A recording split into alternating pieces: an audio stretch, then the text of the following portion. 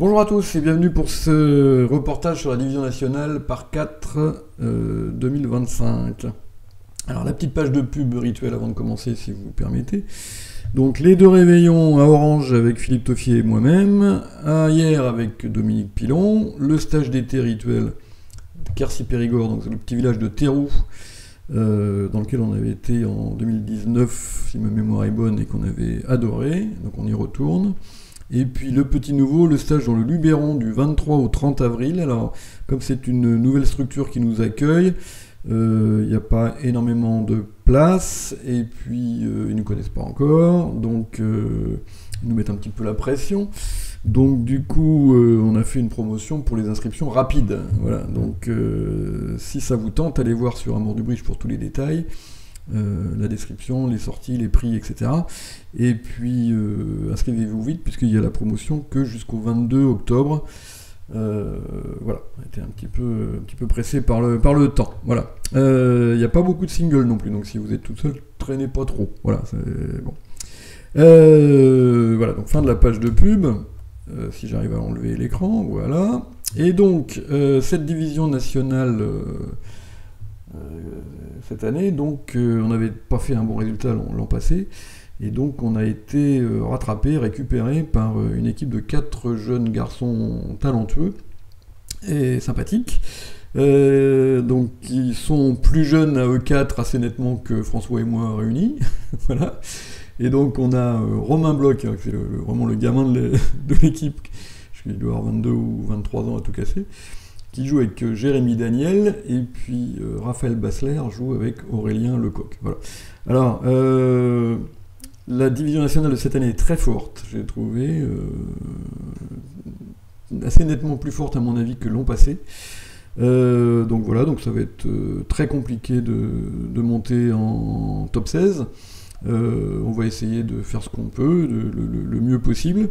Avec évidemment un objectif principal qui est le maintien, donc se maintenir dans les 12 premiers sur 16 équipes, ce qui n'est pas si simple que ça. Et puis voilà. Bon.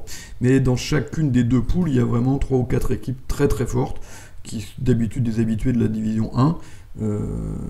Donc voilà, donc ça rend la montée un petit peu problématique. Bon.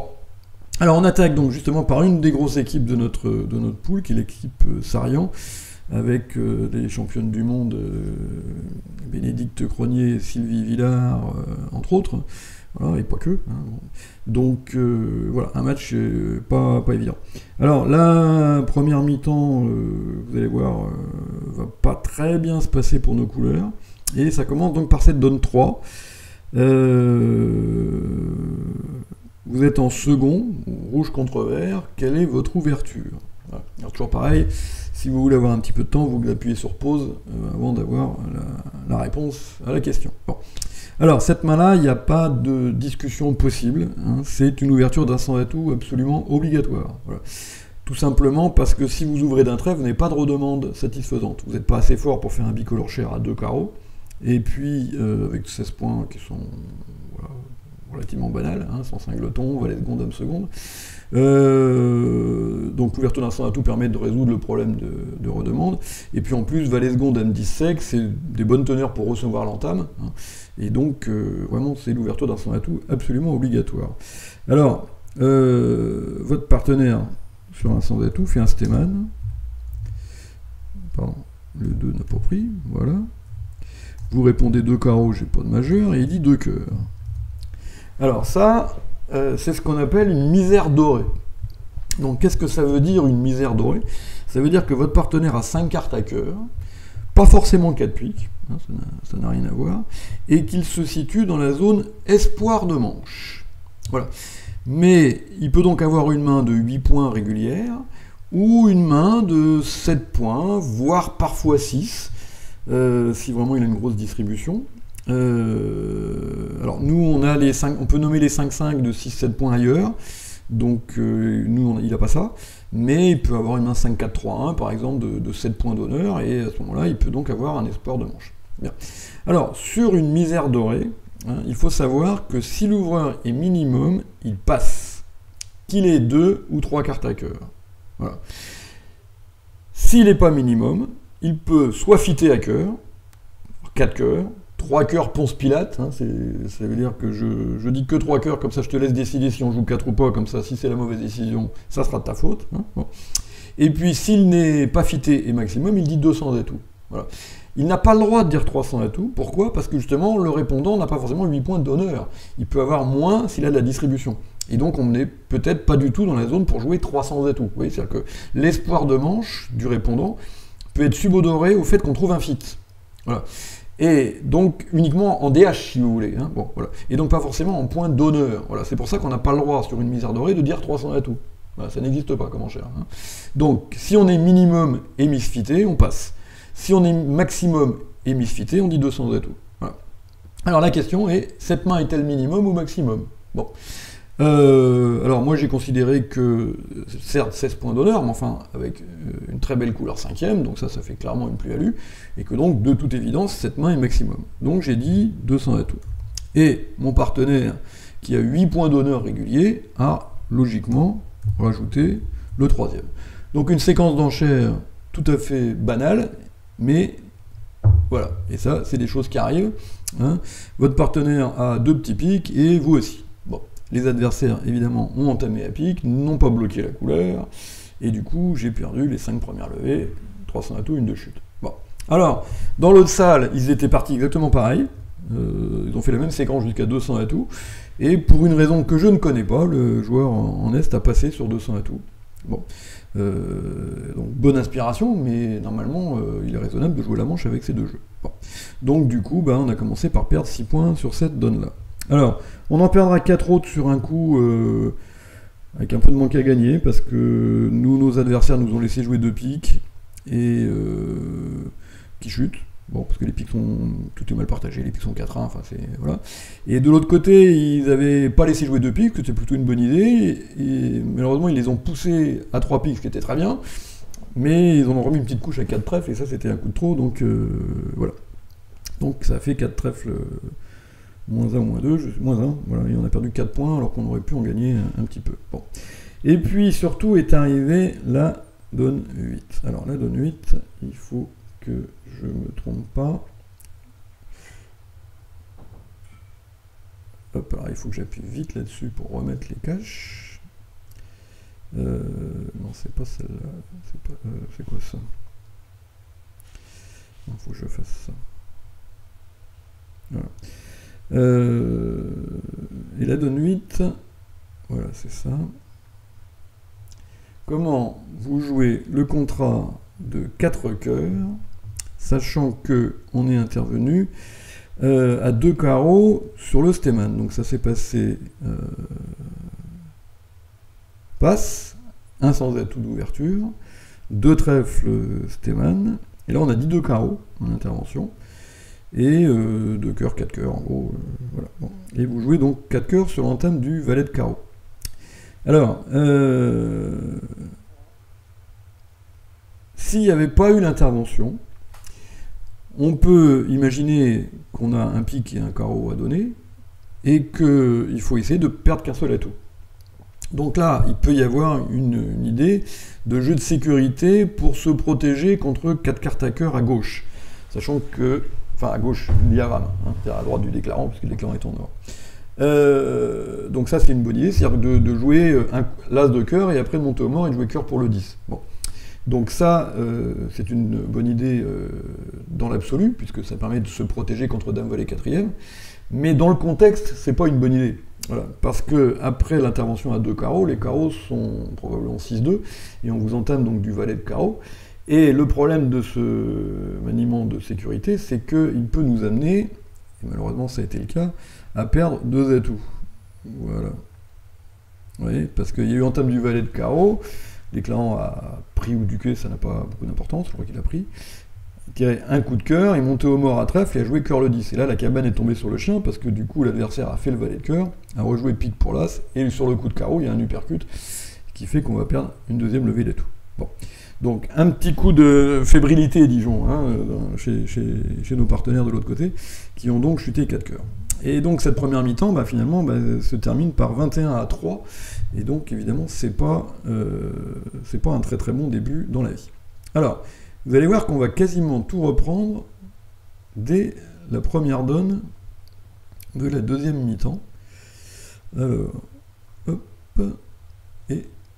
Alors regardez pour les diagrammes avant que je clique sur le bidule. Voilà. Hop. Oui.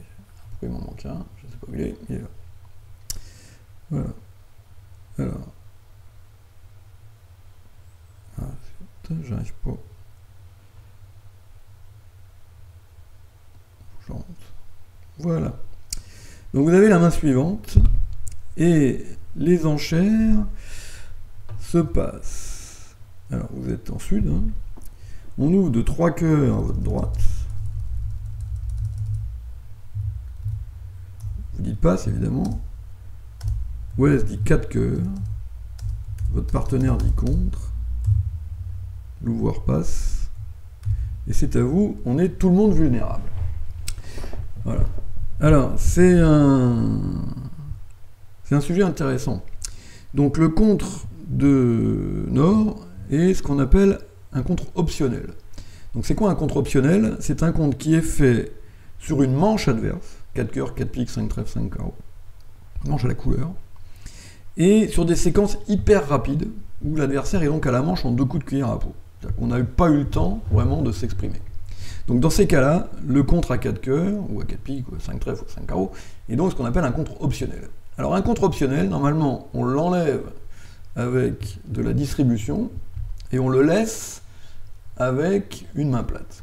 Alors là, la question est donc, faut-il dégager à 4 piques ou pas?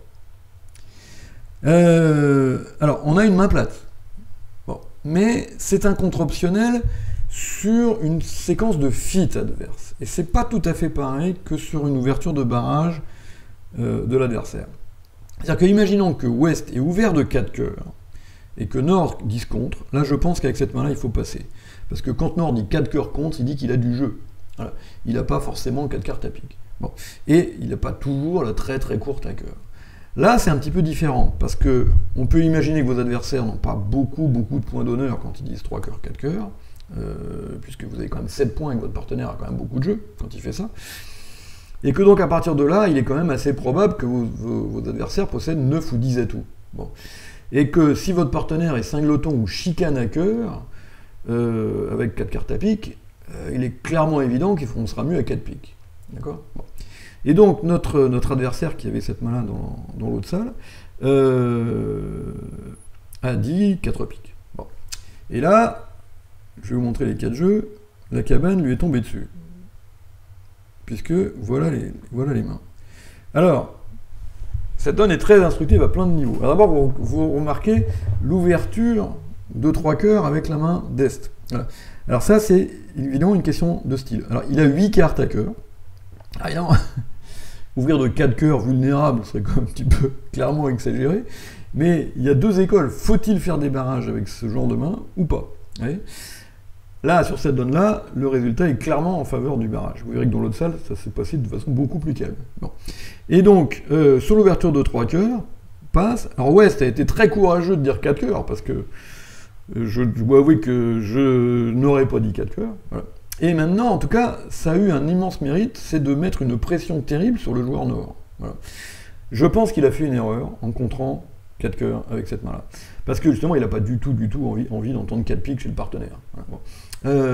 As-roi de cœur sec, c'est certainement pas des bonnes cartes pour aller jouer le contrat de 4 piques. Et 3 petits piques, évidemment, non plus. Voilà, bon. Donc je pense qu'il aurait dû se contenter de ce qu'on lui donnait et de passer sur 4 cœurs. Bon. Et auquel cas, ils auraient probablement marqué quelques points. Bien. Puisque 4 cœurs, on fait quoi? Il perd 3 carreaux, un trèfle et 2 cœurs quand même. Hein. 3 carreaux, un trèfle et 2 cœurs, ça fait quand même 3 de chute. Bon, voilà. Bon. Alors, évidemment, si Sud avait passé sur le compte, là, ça aurait été 800, évidemment, ça aurait été plus spectaculaire. Hein, bon. Mais je trouve assez raisonnable l'enchère de 4 piques. Donc c'est pour ça que, comme on n'a pas envie d'entendre 4 piques, je pense qu'il aurait dû passer. Bon. Alors, du coup, sur 4 piques, évidemment, Ouest a sorti le gourdin. Nord s'est dit, ouïe aïe aïe, qu'est-ce que j'ai été faire dans cette histoire? Il a dégagé à 400 atouts. Alors, à mon avis, 400 atouts, je ne suis pas sûr que ce soit des mineurs, mais enfin, je pense que c'est plutôt naturel, d'ailleurs. D'ailleurs, le contrat de 400 atouts, c'est certainement celui qui chute le moins en nord-sud. Hein, bon. Mais son partenaire ne voyait pas trop ce que c'était, il a dit 5 trèfles, il s'est refait contrer, et ils ont perdu 11 de sang. Voilà. Bon. Alors, de notre côté, ça a été beaucoup plus calme. Nous, on jouait contre Bénédicte Cronier en Est et Sylvie Villard. Pardon, elle ne s'appelle plus Sylvie Villard, excusez-moi pour elle. Elle a changé de nom, c'est Sylvie Gombert maintenant, mais j'ai tellement l'habitude de l'appeler Sylvie Villard pendant 40 ans que j'ai un petit peu de mal. Voilà. Et donc, ça a été beaucoup plus calme parce que Bénédicte n'a pas ouvert. Donc ça a été passe-passe, un pic d'ouverture. François a beau avoir 17 points d'honneur, il a 3 petits pics, donc il ne peut pas dire un 100 à tout, hors de question de dire contre avec 2 cartes à cœur. Donc du coup, il a dit passe. Béné a passé en se disant, il va réveiller, je nommerai mes cœurs après. Mais le truc, c'est que moi, évidemment, j'ai pas l'onde de la carte d'un commencement de réveil. Et donc, on a joué un pic. C'était pas du tout la même séquence que de l'autre côté. Bon, et le contrat de un pic, bah, elle a fait 5 levées d'atout parce qu'on peut pas trop faire autrement. Mais c'est tout. Et donc, ça a fait 200 dans notre colonne. Alors, 200 plus 11, 200, ça a fait donc un coup de 16. Bon, très bien. Alors, malheureusement, ça va se gâter un petit peu. Alors que je remette les... Hop, voilà. Les trucs, je vais en mettre une 4e parce que je sais pas pourquoi il me l'a pas dupliqué. Voilà. Hop. Voilà. On efface tout ça. Et on va aller directement à la donne 14. Alors, 12, 13, 14, et je rappuie vite sur le truc pour remettre les petits caches. Voilà. Alors, c'était quoi la donne 14 ?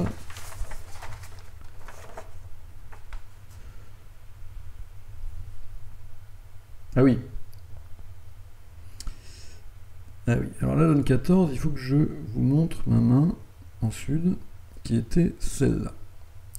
Alors, je vous propose de passer d'entrée, puisque ces 11 points ne ressemble ni de près ni de loin au début de la trace d'un quart d'ombre ou d'ouverture. Ouest passe, mon partenaire ouvre d'un carreau, et on dit 2 carreaux en flanc. Qu'est-ce que vous auriez fait avec ce jeu?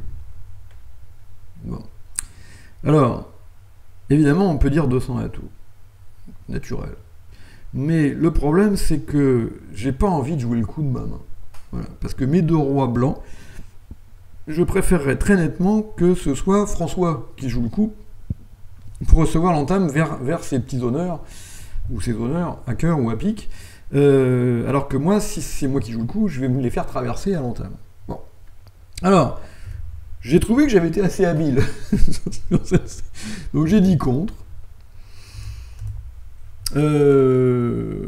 L'adversaire a dit passe, du coup, montrant qu'il n'a pas de préférence marquée ni pour l'un ni pour l'autre, et on a dégagé à 2 cœurs. Voilà. Et là, j'ai toujours pas envie de dire 200 à tout. Mais il faut que je fasse quelque chose. Alors le problème, c'est que si je dis contre, à mon avis, plus ou moins punitif dans cette position-là, alors je peux passer, mais bon, je me suis dit que j'avais envie de montrer un petit peu ma main, et j'ai dit 2 piques. Voilà. Et alors, comme j'ai passé l'entrée, mon partenaire sait que j'ai pas beaucoup de jeu. Voilà. Donc 2 piques qui normalement montent la répique et clairement une recherche 200 et tout. Là-dessus, mon partenaire a dit 200 et tout. Bon. Et j'ai considéré que s'il avait eu de quoi jouer 300 et tout sur ma séquence d'enchères, sachant que j'ai passé l'entrée, il aurait dit 300 et tout. Donc quand il dit 200 et tout, c'est qu'il a une ouverture vraiment minimum. Et donc du coup, j'ai passé sur 200 et tout.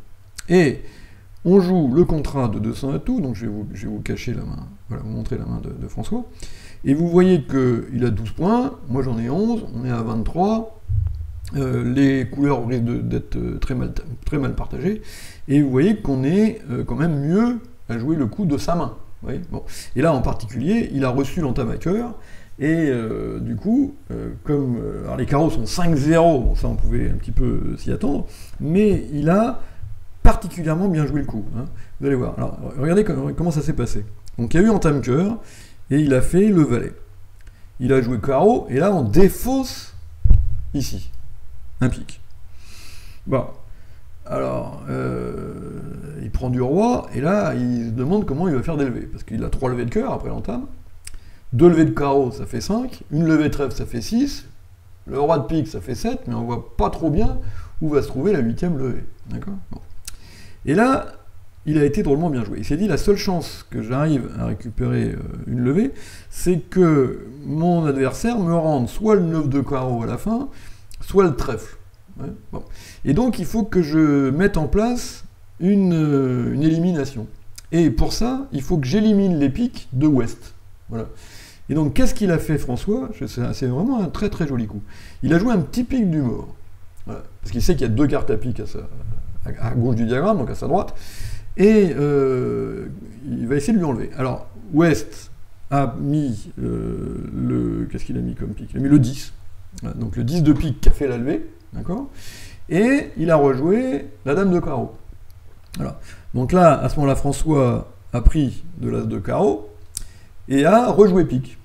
Alors Ouest a plongé sur l'as de pique et a rejoué trèfle, un petit peu en panique. Alors trèfle petit, celui-ci a mis le 7, François a mis le roi, et maintenant il a rejoué pique pour le mort. D'accord ? Il a encaissé un cœur, pour vérifier que Ouest avait plus de cœur, les cœurs étaient 6-1 au départ, et maintenant il a rejoué carreau du mort. Voilà. Et donc, Ouest, qui avait cette main-là, et qui n'a plus de pique, est donc obligé maintenant de plonger sur le 10 de carreau, et il n'a plus comme choix que soit rendre la dame de trèfle, soit rendre le 9 de carreau à François. Voilà. Donc un très très joli coup. Alors on marque 120 dans la colonne, on est tout content, et malheureusement, on va perdre 12 sur la donne, donc évidemment ce qui est un petit peu décevant. Alors, bon, de l'autre côté, ça s'est pas passé du tout de la même façon. Sud a ouvert, alors là, ça franchement, je vais avouer que ouvrir cette poubelle de 11 points 4-3-3-3 avec pas un 10, pas un rien, pas un as, franchement, je vois vraiment pas à quoi ça ressemble. Bon. Mais en l'occurrence, sur l'ouverture d'un trèfle, ça s'est passé un trèfle, Ouest a dit un carreau, ça c'est tout à fait raisonnable, Nord a dit 300 atouts, bon, je suis pas plus emballé que ça avec 3 petits pics, mais enfin, voilà. Et du coup, bah, c'est revenu à Est, et Est, bah, il savait pas trop quoi faire, et ben voilà, en l'occurrence, s'il avait passé, bah, ils auraient battu 300 atouts, et malheureusement, bah, il savait pas trop quoi faire, et du coup il a débarqué à 4 cœurs, il s'est fait contrer, et il a perdu 800. Voilà. Bon. Il aurait peut-être pu perdre un petit peu moins, mais voilà. Bon, donc ça, voilà, c'est un coup qui a mal tourné de l'autre côté, et on a perdu 12. Alors, la donne suivante, malheureusement, on va pas être top non plus. Alors, hop, je mets mes petits caches. Donc, la donne suivante. Alors, je sais plus quel jeu je dois cacher. Ah oui. Ouais. Alors, hop. Voilà. Donc, il faut que je vous montre celui-là d'abord. Alors, déjà, à l'enchère, qu'auriez-vous fait? Donc, votre adversaire en sud passe. Vous passez, évidemment. Nord ouvre de 1 cœur, pardon, pas un pic, de 1 cœur. C'est votre partenaire qui dit un pic. Et Sud passe. Qu'est-ce que vous auriez fait avec ça? On est vert contre rouge. Voilà. Alors moi, je pense franchement que j'aurais passé. Voilà. Parce que Dame-Valet, Dame-Valet, Dame-Valet, moi, j'ai pas trop l'impression que ça vaut 9 points. Hein. Bon. Même Dame-Valet 10, 5e à carreau. C'est-à-dire qu'il n'y a vraiment pas de levée du tout, quoi. Aucune tête. Ouais, hein. Mais ça, c'est un truc dont j'ai parlé dans la vidéo sur l'évaluation des mains. Un petit truc, quand vous ouvrez votre main, comptez vos points, évidemment, mais comptez aussi votre nombre d'honneurs. Donc là, par exemple, il y en a 6. Et regardez quel est le pourcentage de gros et le pourcentage de petits. Bon. Donc les gros, c'est les as et les rois, les petits, c'est les dames et les valets. Si vous avez 50-50, touchez à rien. Si vous avez beaucoup plus de gros, nettement plus de gros que de petits, réévaluez votre main. Si vous avez nettement plus de petits que de gros, dévaluez votre main. Et là, il y a 100% de petits. Alors ça, 100% de petits, c'est vraiment une grosse dévaluation. C'est-à-dire que je pense que cette main-là, franchement, ne vaut pas plus de 7-8 points. Plutôt 7 plutôt 7 que 8. Et ça, c'est pas assez pour répondre à un sans atout sur une intervention. Voilà, parce que l'enchère de 1 sans atout, c'est 9-12. Bon, là, 9-11 quand on a passé l'entrée. Mais voilà. Et donc moi, franchement, j'aurais passé sur un pic. Bon. Alors, les deux joueurs qui ont été confrontés à ce problème ont dit un sans atout tous les deux. Bon, très bien. Donc aussi bien notre adversaire que notre partenaire. Et voici la main en face. Alors, la séquence d'enchères, alors je sais pas exactement quelle a été celle dans l'autre salle, mais sinon, à partir de là, je trouve que notre adversaire de droite, qui était donc Bénédicte Cronier, a drôlement bien enchéri. Elle a dit 2 cœurs, cubide. Alors là, bah, sa partenaire était bien obligée de répéter 200 atouts. Bon, elle aurait pu envisager de dire 2 piques. Bon. Alors, en l'occurrence, elle a été bien inspirée, elle aussi, parce que si elle avait dit 2 piques, je pense qu'ils auraient fini à 4 piques. Et du coup, Béné a dit 300 atouts. Voilà. Et quand vous allez voir les 4 jeux, vous allez voir que, en l'occurrence, le contrat de 300 atouts est meilleur que celui de 4 piques. Bon. Et donc, on joue 300 atouts. Alors, la différence entre les deux salles, c'est que nous, ça s'est arrêté là. En revanche, de l'autre côté, Sud a contré. Ah, alors ça, c'est très intéressant. Qu'est-ce que ça veut dire que ce compte punitif de la part d'un joueur qui n'a pas de jeu? Bon. Et la seule explication, c'est qu'il a les piques. Voilà. Et que donc vous pouvez être absolument certain, quand vous êtes contré à 300 atouts, que Sud possède 4 cartes à pique par roi-valet, ou 5 cartes à pique par roi-valet. Bon. Alors là-dessus, votre adversaire entame d'un petit cœur, en 4e meilleur. Comment est-ce que vous jouez 300 atouts contrés? Alors, réfléchissez bien, parce que c'est pas évident. Hein. Bon. Alors, chez nous, ça a été un peu différent, parce que elle n'était pas contrée, donc voilà. Et puis l'entame n'a pas été la même. Mais sur entame un cœur. Alors, la première idée, qui je pense devrait vous venir à l'idée, c'est si les cœurs sont 5-2, hein, il a ouvert d'un cœur, et que donc le partage le plus probable c'est les cœurs 5-2, et bien en fait la bonne ligne de jeu c'est de mettre l'as de cœur. Jouer le roi de carreau qui évidemment va faire la levée, hein, vos adversaires vont pas être sympathiques au point de prendre, et maintenant vous rejouez cœur. Alors Nord va prendre et affranchir ses cœurs. Maintenant, vous jouez... Alors, vous firez l'as de pique avant, des fois qu'il ait un pique, hein, pour lui enlever son pique éventuel, et vous rejouez cœur. Donc, il prend la dame de cœur du roi, il affranchit ses cœurs, très bien. Maintenant, vous jouez carreau pour faire tomber son as, et une fois qu'il aura fait ses cœurs maîtres, eh bien, il sera obligé de vous rendre votre main. Et donc, soit de jouer trèfle sous le roi, parce que visiblement, il aura le roi de trèfle, soit de vous rendre la main à carreau. Et comme ça, vous pourrez faire une levée de pique, 2 levées de cœur, 4 levées de carreau, et 2 levées de trèfle. Voilà. Et si vous comptez, bah, tout ceci, ça fait 9. Voilà.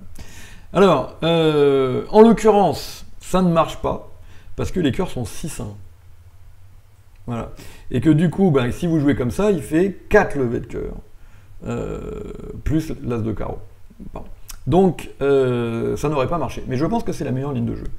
Alors, notre jeune camarade, qui était dans l'autre salle, n'a pas joué comme ça. En time cœur, il a mis petit, il a pris, il a joué carreau vers le roi qui a fait la levée, et là, il a joué un petit trèfle. Bon.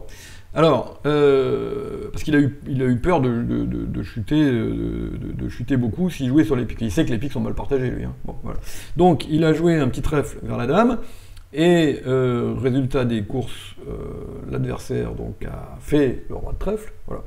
Et après a été obligé effectivement de lui rendre sa main aussi, mais du coup la défense se retrouve avec une levée supplémentaire. Bon. Donc ça n'a pas fonctionné, et il a fait une de chute. Alors contre nous, je vais vous montrer les 4 jeux. Donc nous ça a été différent, parce que nous j'ai pas contré, moi 300 à tout. Je trouvais que roi valet de pique 4e blanc, c'était pas suffisant. Et François a été très embêté, parce que sur la séquence, l'adversaire a nommé 2 fois les sans atouts. Il a décidé de tenter sa chance, et il a entamé carreau sous l'as. Bon. Alors, à partir de là, de toute façon, on ne peut plus rien faire. En plus, Sylvie Villard a fait le roi de carreau, et a joué un petit pique du mort. Et là, du coup, bah, maintenant, alors j'ai mis petit, parce que j'ai eu peur que François ait le 10 sec, et du coup, elle a fait la levée du 10 de pique, et donc là, elle est au courant que j'ai roi valet 4e, évidemment, si j'ai roi valet 3e, j'aurais pas mis petit. Donc à partir de là, bah, elle a franchi ses carreaux, et là on peut vraiment plus rien lui faire. Voilà. Donc du coup, ça nous a encore compté 11 points cette histoire. Voilà. Alors on va en récupérer 6 sur sur la dernière donne. Bon, rien de très marquant. Voilà. Donc résultat, on va perdre néanmoins cette mi-temps de 4 points, hein, en dépit du coup de 16 du début. On va perdre 27-23, et donc on va perdre ce premier match, alors je sais plus quel est le score exact, mais un truc du genre 15-5, grosso modo. Voilà. Bon. Je vais interrompre donc cette vidéo pour passer au match suivant.